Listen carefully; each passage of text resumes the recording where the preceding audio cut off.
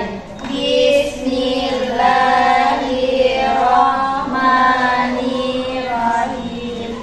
Amin. Nah, karena kita sudah membahas, sekarang kita masuk ke tema pembelajaran kita hari ini. Sebelum kita masuk, Ibu mau tanya, siapa yang pernah masuk ke perpustakaan? Saya, Ibu. Oh, biasanya kalau di perpustakaan kalian bikin apa di sana? Baca buku, meminjam buku. Ya, ada yang membaca buku, ada yang meminjam buku, ada juga yang biasa mengerjakan tugas.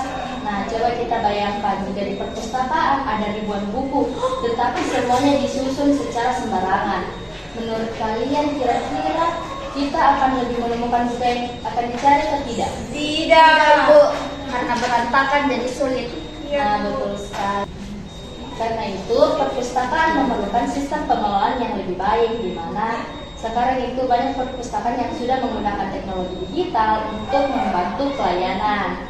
Nah, pada hari ini kita akan mempelajari materi tentang sistem pengelolaan perpustakaan berbasis transformasi digital. Untuk membantu memahami materi, Ibu menggunakan media berupa. Nah, anak-anak, gambar yang Ibu tampilkan ini disebut dengan mind mapping atau peta konsep, di mana mind mapping membantu kita untuk memahami hubungan antara satu bagian dengan bagian yang lainnya. Nah, untuk bagian tengah ini menunjukkan topik utama, yaitu perpustakaan digital. Sedangkan bagian di sekelilingnya yang ada di kanan atas, kiri bawah, dan segala arah itu merupakan unsur-unsur yang saling berkaitan. Nah, bagian pertama adalah perencanaan strategis, di mana sebelum sebuah perpustakaan dijalankan, tentu harus ada perencanaan terlebih dahulu. Contohnya, menentukan tujuan perpustakaan, memilih jenis koleksi yang dibutuhkan, serta menyiapkan sistem pengelolaan. Nah, Ibu ingin bertanya, menurut kalian, apa yang terjadi jika suatu kegiatan dilakukan tanpa adanya perencanaan? Tidak ada, Ibu. Kacau. Berantakan. Nah, benar sekali, kegiatan bisa menjadi tidak teratur dan sulit untuk mencapai tujuannya. Karena itu, perencanaan menjadi lantai awal yang sangat-sangat penting untuk dilakukan. Nah, yang kedua itu ada pengembangan koleksi, yaitu ada yang di paling atas ya, di mana koleksi perpustakaan bukan hanya buku cetak, tetapi juga berupa e-book, jurnal digital, video pembelajaran, dan sumber informasi lainnya. Jika koleksi yang tersedia menarik dan sesuai dengan kebutuhan kalian, apakah kalian akan lebih semangat untuk membaca? Ya, Ibu. Semangat sekali. Nah, artinya koleksi yang baik dapat meningkatkan minat belajar dan mempermudah kalian untuk mendapatkan informasi. Nah, setelah koleksi itu ada yang dibilang pengelolaan bahan pustaka, di mana di sini diberi kode, dikelompokkan sesuai jenisnya, lalu dimasukkan ke dalam sistem komputer. Nah, menurut kalian apa yang terjadi jika buku-buku tersebut itu tidak disusun atau dicatat dengan baik di komputer? Kita bahkan pusing kalau mau pergi di perpustakaan. Nah, betul sekali ya, kita akan mengalami kesulitan untuk mencari buku yang dibutuhkan. Karena itu, pengelolaan pustaka sangat membantu agar koleksi lebih terarah dan mudah untuk didapatkan. Nah, selanjutnya itu ada yang dibilang sistem otomasi, di mana saat ini banyak perpustakaan menggunakan sistem otomatis berbasis komputer. Dengan sistem ini, pengguna bisa mencari buku melalui katalog digital dengan lebih cepat dan praktis.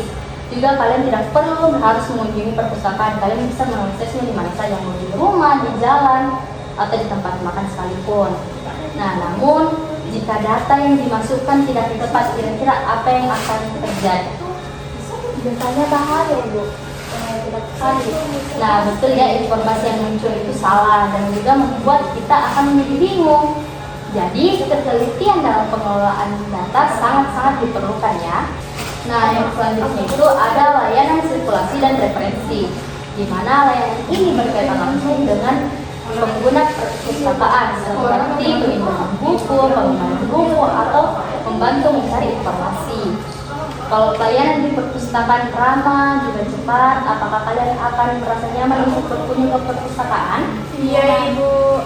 Nah, betul sekali ya, kalian akan lebih sering untuk berkunjung karena pelayanan yang baik membuat pengguna lebih senang dalam memanfaatkan perpustakaan. Selanjutnya yaitu manajemen SDM, di mana semua kegiatan perpustakaan dijalankan oleh sumber daya manusia yang disebut pustakawan. Mereka perlu memiliki kemampuan dalam mengelola informasi serta menggunakan teknologi digital. Nah, kalau misalnya fasilitasnya itu sudah modern, tetapi tugasnya itu masih tidak bisa mengoperasi sistem, kira-kira apa yang akan terjadi? Bahan kursi Bu, berantakan Bu. Nah, betul sekali ya, sistem tidak akan berjalan secara maksimal. Karena itu, kemampuan SDM sangat menentukan keberhasilan dalam pengelolaan perpustakaan. Selanjutnya itu ada tantangan dan resiko, di mana dalam perpustakaan digital tentunya akan muncul berbagai tantangan. Misalnya jaringan internet yang lambat, kerusakan komputer, atau risiko kehilangan data. Oleh sebab itu, semua sistem harus dijaga dan dikelola dengan hati-hati agar tetap berjalan dengan baik. Oke, yang terakhir itu ada yang dibilang evaluasi dan pengendalian mutu, di mana artinya itu perpustakaan perlu diperiksa serta dinilai secara berkala untuk mengatur apakah sistemnya sudah berjalan dengan baik atau masih ada kekurangannya.